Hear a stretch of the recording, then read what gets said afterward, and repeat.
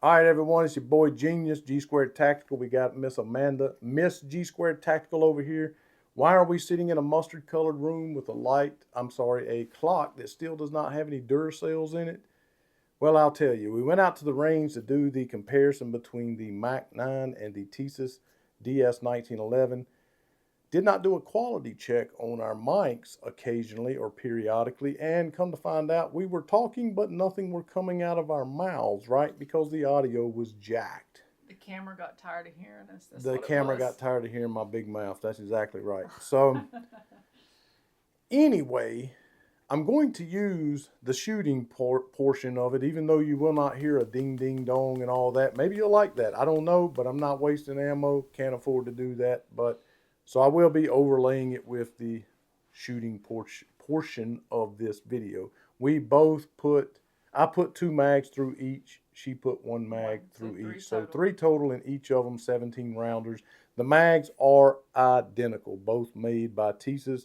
No different in the magazines. In fact, both of these guns are made by Tisas, except Mac says they made this one to their exact specifications. Now, with that being said, this is not a in-depth, on-the-table review, so there's going to be some things that I leave out. Ask me. I'll try to tell you in the comment section, or be patient. I will get it over on the table.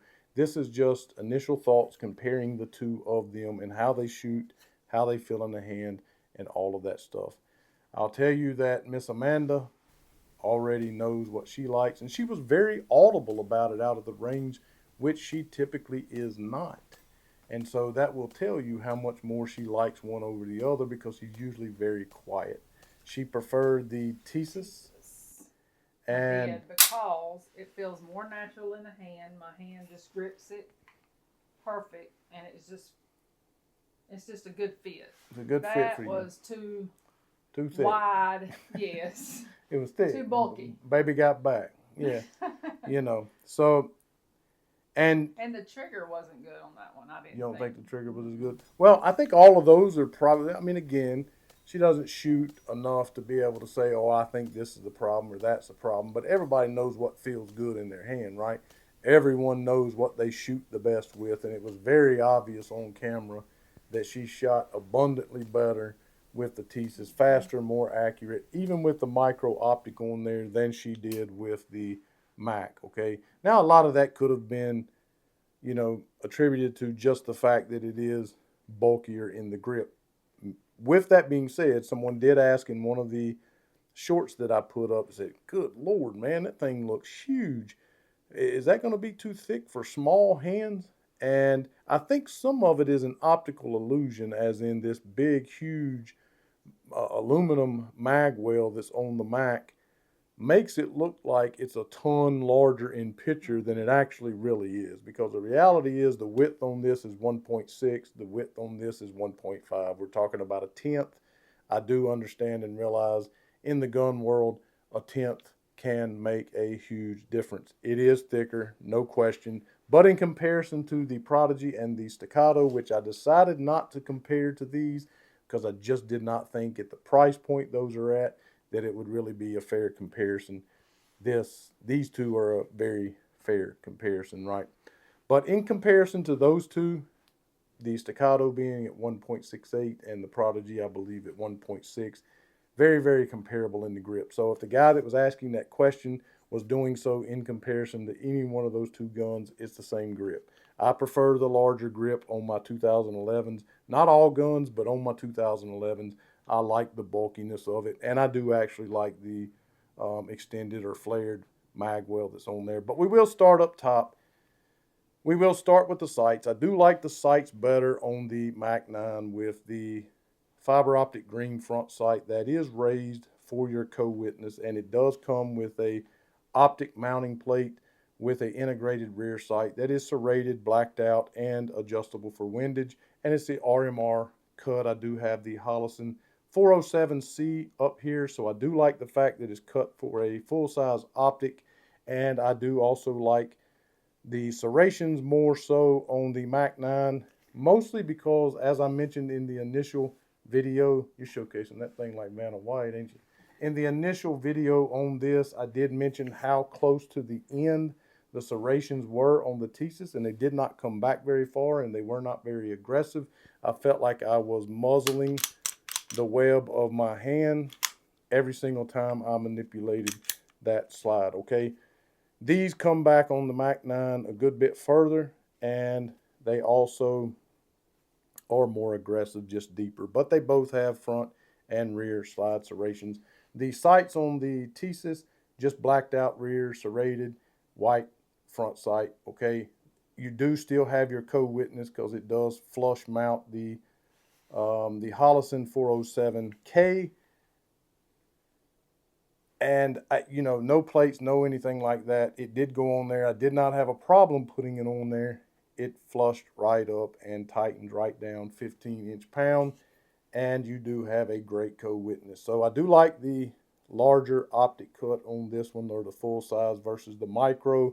So, and I do like the sights better, and I like the serrations better. So on the Mac, up top on the slide, I do like it better. Okay, moving on down, we have a 4-slot pick rail on the Mac, 3 on the Tisas.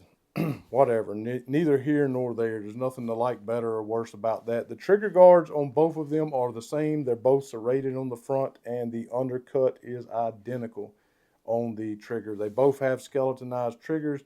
They both have skeletonized hammers, and the trigger on the Mac is adjustable for over travel. Now, we'll get to the trigger here in just a minute. The grip safety is not an issue on either one of them.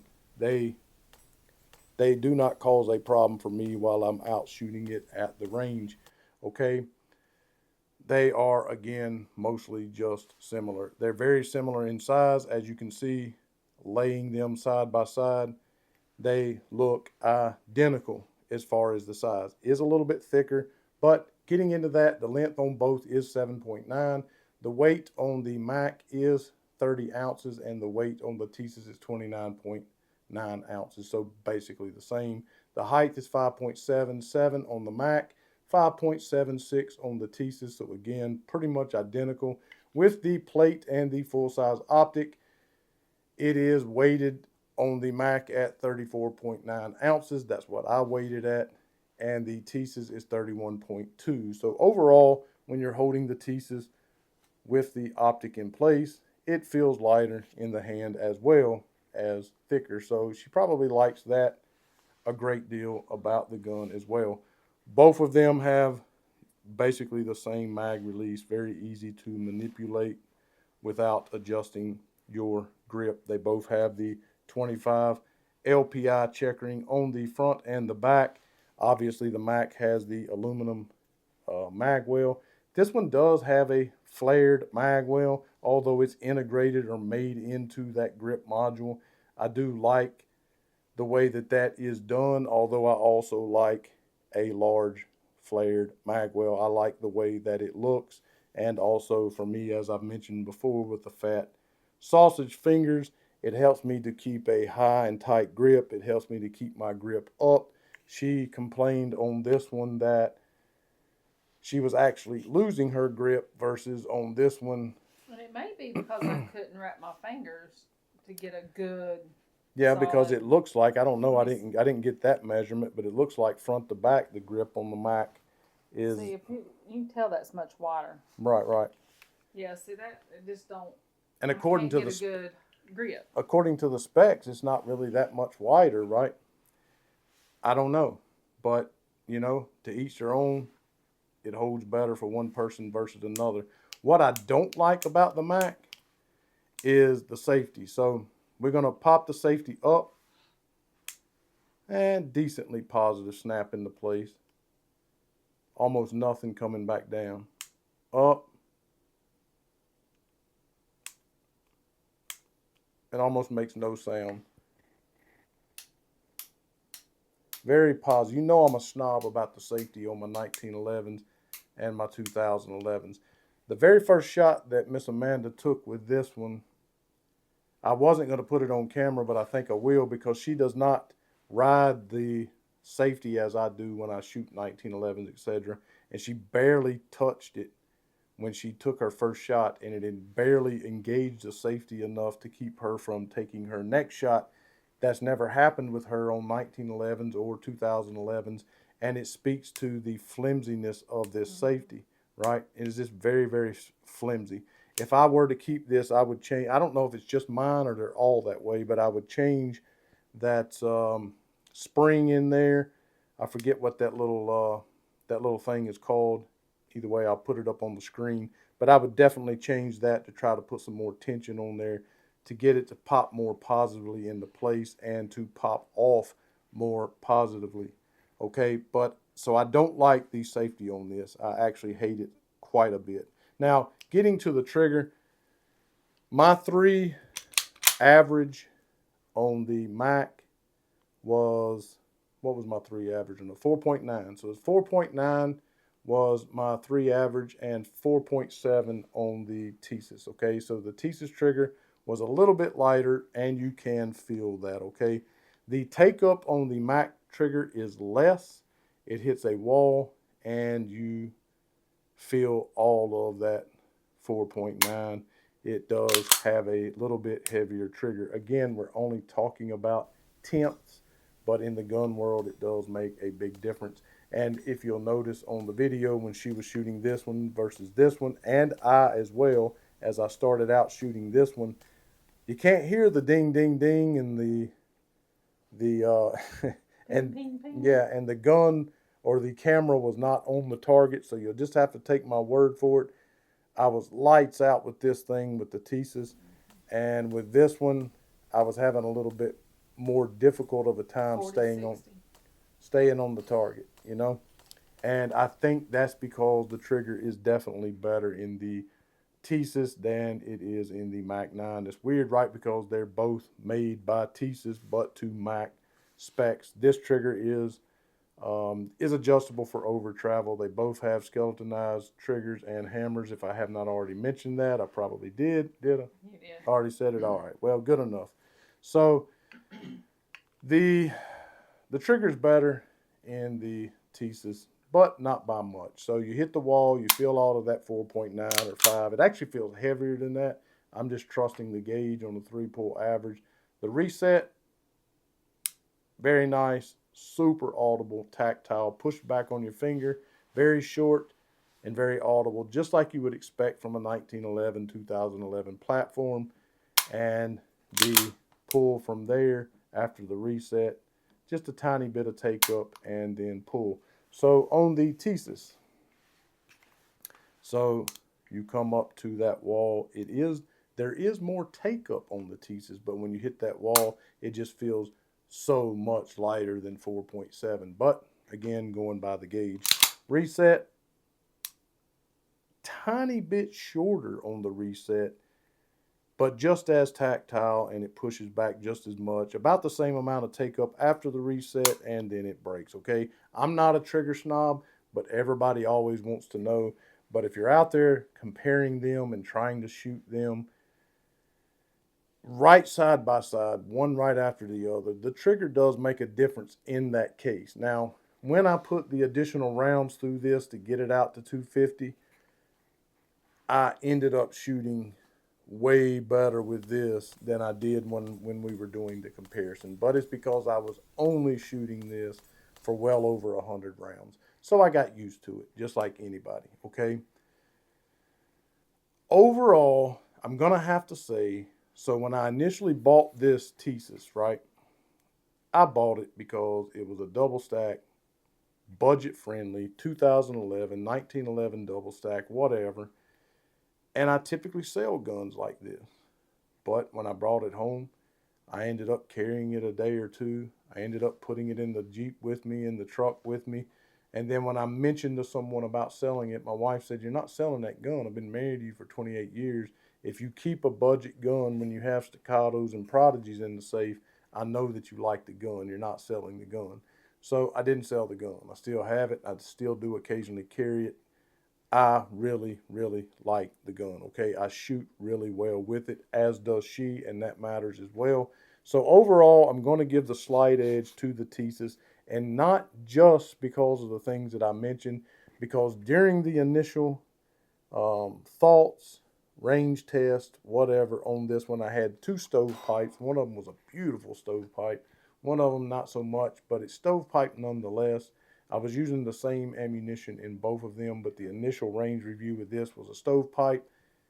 Call it a break-in if you want. I don't know, whatever you want to call it, but it did happen. And then today, as we were shooting, as you could see, I was holding it with one hand and shooting, so I could not in any way have been riding the slide lock. It did not lock back on the empty mag. And then one time when I was shooting it with both hands, it happened as well.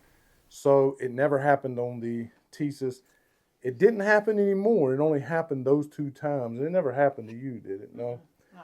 Okay, so because we technically had four malfunctions on this one, and with nearly 1,100 rounds through the Tisas, we've had zero, none, not a single one, not any malfunction on the Tisas DS 1911. So in my case, again, this is only my opinion, it's only her opinion. We're only two people, and we could have gotten, with the safety thing and all of that, we could have gotten, I wouldn't say a lemon. It worked fine. I mean, I enjoyed shooting the gun a lot, actually. But it's just our sample, okay? It's a sample of one out of many, all right? But I do give the slight edge to the Tisas. If I had to sell one or the other, definitely going to sell the Mac 9. What did you agree with that? I mean, Oh yeah. you're taking the Tisas all day. Mm-hmm. Oh yeah. Yeah. So she doesn't say a whole lot. We're gonna shoot it some more. And that really stinks because I hate that the camera did not pick up the audio, because she was very audible about this gun on camera, and she never does that. And she's not going to be now, because she's not excited about how well she shot with it, because we're sitting in the mustard, what would you call it? Honey mustard. The honey mustard room with the clock and no door cells in it. So either way, slight edge to the Tisas. Thanks so much for watching, guys. Make sure that you subscribe. If you think that you are, YouTube just randomly unsubscribes thousands, literally thousands of people in one sitting sometimes, 2,200 in one day. So if you think you are subscribed, just check, be sure, make sure that you are. Hit the thumbs up, share, comment. Any questions you have about it that I didn't cover in this video, ask. I will certainly let you know, and I will try to get on the table to talk more in depth about the internals, etc. Stainless steel barrel in the Tisas here. Either way, consider going over, supporting us on Patreon, $5 a month, cancel anytime. The super thanks, they help as well. I do get that money also. Also consider going over to gsquaredtactical.com. We'll have a donation tab on there where you can donate directly to us. Is it coming soon? It ain't Coming soon. Okay, it ain't on there yet. It's not on there yet. Okay, well, coming soon. Keep checking up to see, because we will get more of that money. And I promise you, you have my word that all of that money will go towards ammunition, to buy optics to put on these guns for review. It will all go back into the channel to review these guns for you guys. And the most important thing, as always, make sure you know Jesus Christ is your Savior. If you do not, it's the only way. It's literally the only thing that you're taking away from here is your relationship with Jesus Christ. So make sure that you take care of that today. If you don't know how, again, ask me how you can know that. Thanks so much for watching, and as always, to God be the glory.